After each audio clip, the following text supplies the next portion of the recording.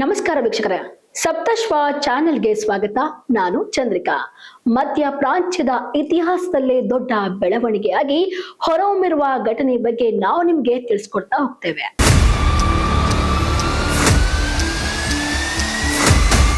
America ಮತ್ತು Israel ನಡೆಸಿದ ಜಂಟಿ ದಾಳಿಯಲ್ಲಿ ಇರಾನ್ನ ಸರ್ವೋಚ್ಚ ನಾಯಕ ಅಯಾತೊಲ್ಲಾ ಅಲಿ ಖಮೇನಿ ಸಾವನ್ನಪ್ಪಿದ್ದಾರೆ ಎಂಬ ವರದಿಗಳು ಹೊರಬಂದಿವೆ. ಶನಿವಾರ ಬೆಳಗ್ಗೆ ಟೆಹರಾನ್ನಲ್ಲಿ ನಡೆದ ದಾಳಿಯಲ್ಲಿ ಖಮೇನಿ ಅವರ ಕುಟುಂಬದ ಹಲವಾರು ಸದಸ್ಯರು, ಮಗಳು, ಮೊಮ್ಮಗಳು, ಸೊಸೆ ಮತ್ತು ಅಳಿಯರು ಸಾವನ್ನಪ್ಪಿದ್ದಾರೆ ಎಂದು ಇರಾನ್ನ ರಾಜ್ಯ ಮಾಧ್ಯಮಗಳು ತಿಳಿಸಿವೆ.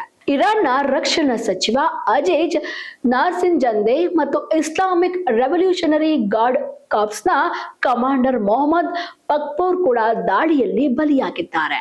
ಇರಾನಿಯರ ರೆಡ್ ಕ್ರೆಸೆಂಟ್ ಸೊಸೈಟಿ ನೀಡಿರುವ ಅಂಕಿ ಅಂಶಗಳ ಪ್ರಕಾರ ಒಂದೇ ದಿನದಲ್ಲಿ 201 ಜನರು ಸಾವನ್ನಪ್ಪಿದ್ದು 747 ಜನರು ಗಾಯಗೊಂಡಿದ್ದಾರೆ. ಇರಾನ್ನ 24 ಪ್ರಾಂತ್ಯಗಳಲ್ಲಿ ದಾಳಿಗಳು ನಡೆದಿವೆ ಎಂದು ವರದಿಯಾಗಿವೆ.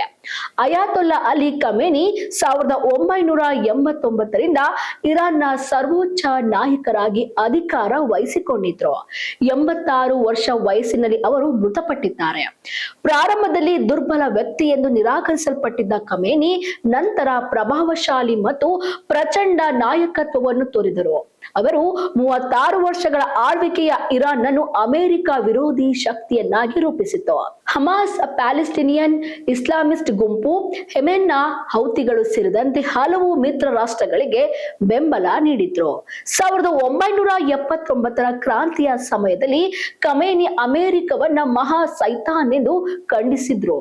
ಅಮೆರಿಕದ ವಿರುದ್ಧ ಅವರು ದ್ವೇಷ ಎಂದಿಗೂ ಕಡಿಮೆ ಆಗಲಿಲ್ಲ.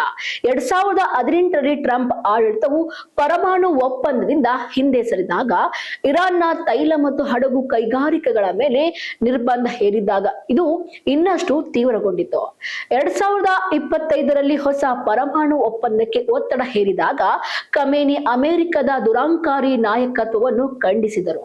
ಈ ದಾಳಿಯ ನಂತರ ಇರಾನ್ ದೇಶಾದ್ಯಂತ 40 ದಿನಗಳ ಶೋಕಾಚರಣೆ ಘೋಷಿಸಲಾಗಿತ್ತು. ಆದರೆ ವರದಿಗಳ ಪ್ರಕಾರ ಇರಾನ್ನ ಮಹಿಳೆಯರು ಮಾತ್ರ ಖಮೇನಿಯ ಸಾವನ್ನು ಸಂಭ್ರಮಿಸ್ತಾ ಇದ್ದಾರೆ. ಇರಾನ್ ಮುಕ್ತವಾಗ್ತಾ ಇದೆ, ಸ್ವಾತಂತ್ರ್ಯವಾಗ್ತಾ ಇದೆ ಎಂದು ಹಲವರು ಸಾಮಾಜಿಕ ಜಾಲತಾಣಗಳಲ್ಲಿ ಪೋಸ್ಟ್ ಮಾಡಿದ್ದಾರೆ. ಕೆಲವರು ನೃತ್ಯ ಮಾಡಿದ್ದಾರೆ, ಕೆಲವರು ಕಣ್ಣೀರು ಹಾಕುತ್ತಾ ಖಮೇನಿ ಇಸ್ ಡೆಡ್ ಎಂದು ಕೂಗ್ತಾ ಇದ್ದಾರೆ.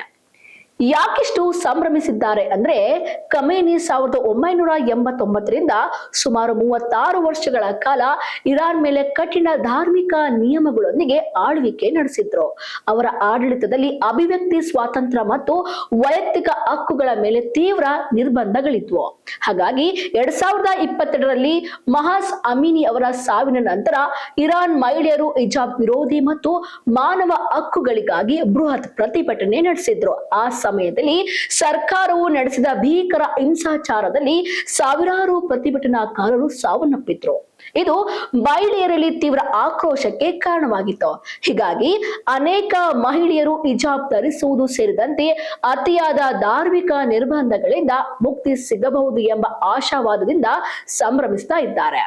ಖಮೇನಿಯವರ ಸಾವಿಂದ ಮಧ್ಯ ಪ್ರಾಚ್ಯದ ರಾಜಕೀಯ ಸಮೀಕರಣದಲ್ಲಿ ದೊಡ್ಡ ಬದಲಾವಣೆ ಸಂಭವಿಸುವ ಸಾಧ್ಯತೆ ಇದೆ.